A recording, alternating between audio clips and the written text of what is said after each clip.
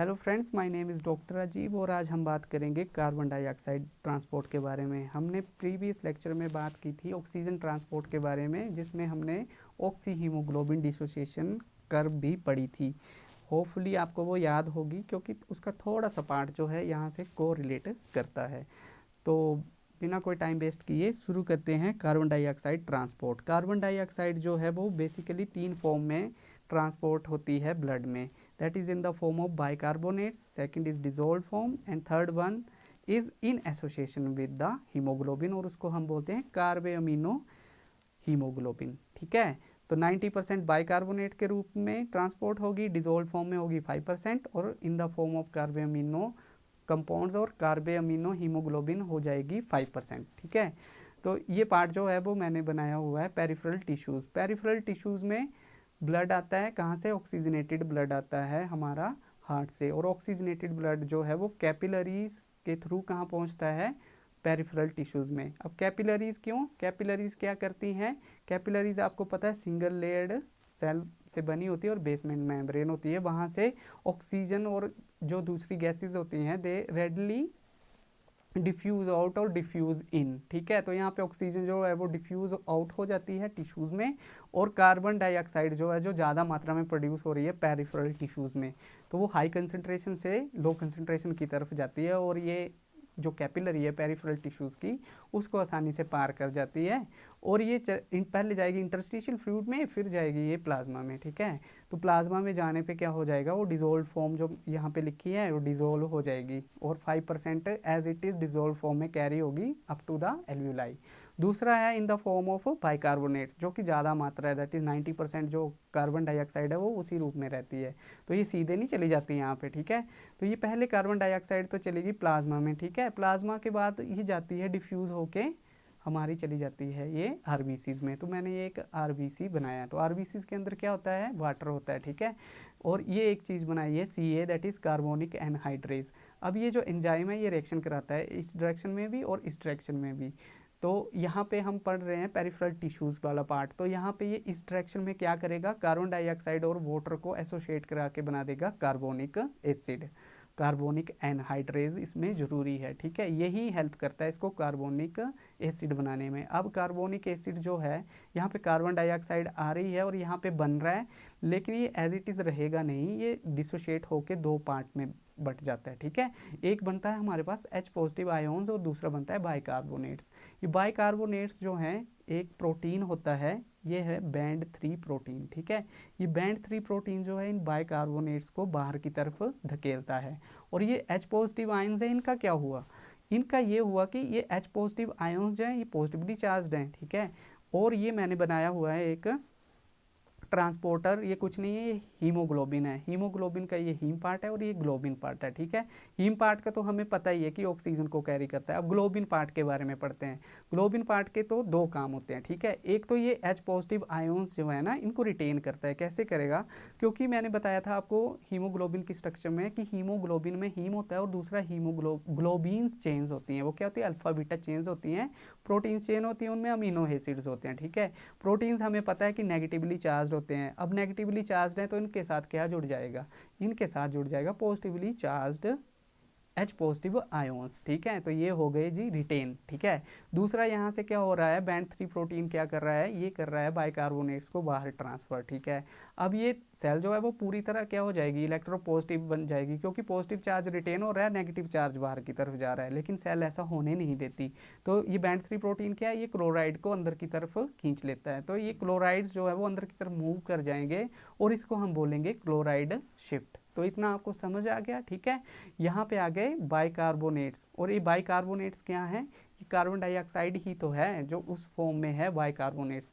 अब ये 90% किस में रहेंगे? ब्लड में, और अल्टीमेटली ट्रांसफ़र हो जाएंगे या ट्रांसपोर्ट हो जाएंगे एल्व्यूलाई तक, और फिर एल्व्यूलाई में कार्बन डाइऑक्साइड के रूप में बाहर निकल जाएंगे। तो ये दो फॉर्म हमें पता चल गई, एक डिजोल्व फॉर्म और एक बाइकार्बोनेट्स। ठीक है, तीसरी फॉर्म मैंने लिखी हुई है in the form of carbamino haemoglobin. ठीक है, तो आरबीसीज में क्या है? हीमोग्लोबिन भी है ना, तो कुछ कार्बन डाइऑक्साइड जो है वो ये जो ग्लोबिन चेन्स है ना, तो ये ग्लोबिन चेन्स में जब अमीनो एसिड्स हम पढ़ेंगे, उसकी स्ट्रक्चर पढ़ेंगे ना अमीनो एसिड की, तो ये अमीनो एसिड्स हैं और इनमें दो फंक्शनल ग्रुप लगे होते हैं, एक कार्बोक्सिल और एक होता है NH2। तो यहाँ पे NH2 का एक जो H है ना, उसकी जगह हमारे पास आ जाएगी COO। ठीक है, ये है कार्बन डाइऑक्साइड। तो ये एसोसिएट हो गई, किसके साथ एसोसिएट हो गई, ये एसोसिएट हो गई इसके साथ, ग्लोबिन पार्ट के साथ, और ये बन गया हमारे पास कार्बे अमीनो हीमोग्लोबिन। तो 5% जो कार्बन डाइऑक्साइड है ना, वो इसी फॉर्म में कैरी होती है। अब हम यहाँ से, हमारा ब्लड कहाँ चला गया, ये हमारा ब्लड चला गया जी एल्व्यूलाई के पास ऑक्सीजनेट होने के लिए। क्यों, ये डीऑक्सीजनेटेड है, क्योंकि इसमें कार्बन डाइऑक्साइड की मात्रा जो है वो ज़्यादा है। तो कार्बन डाइऑक्साइड की मात्रा ज़्यादा है, तो सबसे पहले हम बात करेंगे कि कार्बन डाइऑक्साइड का पार्शियल प्रेशर भी ज़्यादा है। ठीक है, यहाँ पे, और डिजोल्व फॉर्म में कितनी है, 5% है। ठीक है, 5% है ना वो हमारे पास कार्बन डाइऑक्साइड। अब वो हाई कंसनट्रेशन से लो कंसनट्रेशन की तरफ जाएगी जी, कहाँ जाएगी, एल्व्यूलाई में, और एल्व्यूलाई से अल्टीमेटली डिफ्यूज आउट हो जाएगी। ठीक है, जिसको हम एक्सपायर कर देते हैं। ठीक है, दूसरी फॉर्म जो हमने मेन पढ़ी थी कि कार्बन डाइऑक्साइड है बाइकार्बोनेट के रूप में। तो यहाँ पे रिएक्शन जो था वो इस डायरेक्शन में क्यों जा रहा था, क्योंकि पेरिफेरल टिश्यू में कार्बन डाइऑक्साइड ज़्यादा थी, यहाँ पे नहीं है ज़्यादा। ठीक है, यहाँ पे है कम कार्बन डाइऑक्साइड। अगर कार्बन डाइऑक्साइड कम है ना, तो ये रिएक्शन इस डायरेक्शन में नहीं होगा। ठीक है, अब ये रिएक्शन होगा उल्टी डायरेक्शन में। ठीक है, अब ये रिएक्शन होता कैसे, वो मैं आपको बताता हूँ।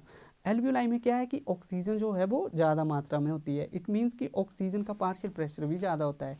अब ऑक्सीजन का पार्शियल प्रेशर ज़्यादा है, तो ये क्या है, ये आतुर हो जाएगी इसके साथ जुड़ने के लिए, हीम पार्ट के लिए। ठीक है, अब इसको ऑक्सीजन को क्या चाहिए, हीम पार्ट चाहिए, हीम के साथ जुड़ना है इसने, ऑक्सीजन ने। ठीक है, तो ऑक्सीजन के साथ, ऑक्सीजन जो है वो हीम पार्ट के साथ जुड़ेगी, तो यहाँ पे क्या होगा, जो ग्लोबिन पार्ट में H पॉजिटिव की एफिनिटी जो है ना, वो ग्लोबिन पार्ट के लिए वो कम हो जाएगी।